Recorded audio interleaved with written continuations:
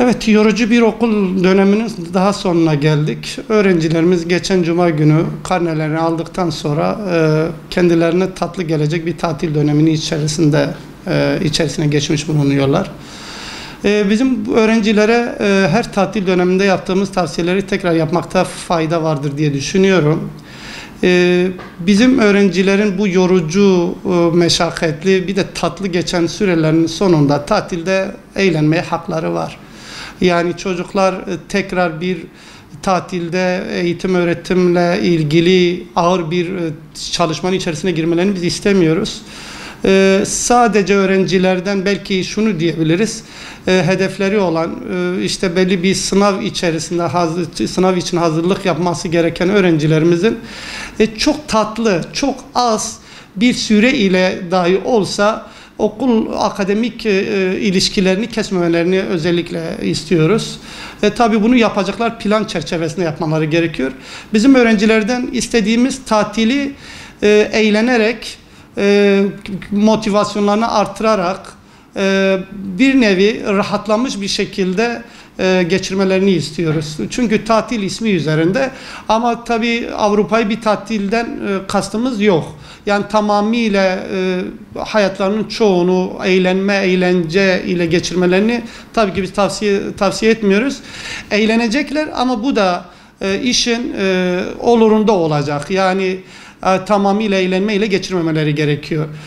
Sadece bu tatili daha ileriye geçmek adına tatlı bir plan ve program çerçevesinde yapmaları gerekiyor. Nedir bu plan ve program? Yakınlarını ziyaret etmelerini istiyoruz. Seyahat etmelerini istiyoruz.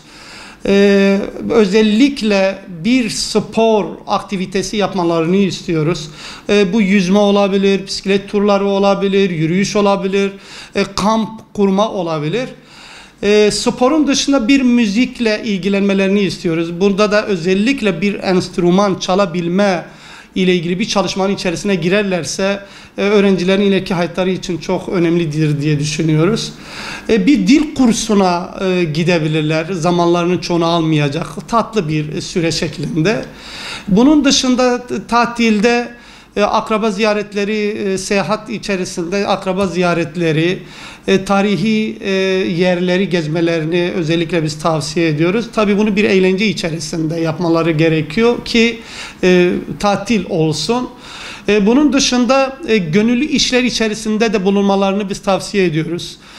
Yani bir yaşlıyı ziyaret etmek, efendime söyleyeyim, tabii biraz önce de söylediğimiz gibi akraba ziyaretinde bulunma ya da Kızılay gibi bir etkinliğin belli bazı günlerine katılabilmek, yani sosyal etkinlik diyebileceğimiz bir etkinliğin içerisinde bulunmalarını biz özellikle tavsiye ediyoruz.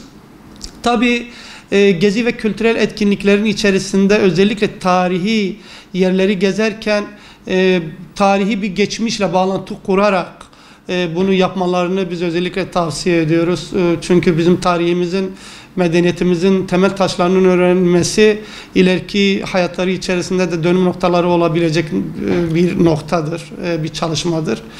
Bunun dışında özellikle biraz önce bahsettiğim gibi bir enstrüman, bir spor dalı dedik ya, bunu bir hobi çerçevesinde yapmaları gerekiyor, severek yapmaları gerekiyor. Bunun tamamının dışında bizim bir de öğrencilerimizden istediğimiz lütfen kitap okuma alışkanlığını bırakmayalım. Hayatınızın hepsini çalışmak ile geçiriyorsunuz. Belki dershanedir, derslerdir. Ama ben kitap okuma alışkanlığının, kitap okumanın derslerden ayrı bir konu olduğunu düşünüyorum. Muhakkak günümüzün belli bir yarım saatini, bir saatini muhakkak okumaya ayırmamız gerekiyor. Önemli yazarlarımızı, Batı ve Doğu klasiklerini ve kendi medeniyetimize ait tarihi kaynaklarımızı gözden geçirmemiz gerektiğini düşünüyorum. Evet, şimdiden bütün öğrencilerimize, velilerimize ve ailelerine sağlıklı, huzurlu bir tatil geçirmeleri temennisinde bulunuyorum. İyi tatiller diliyorum.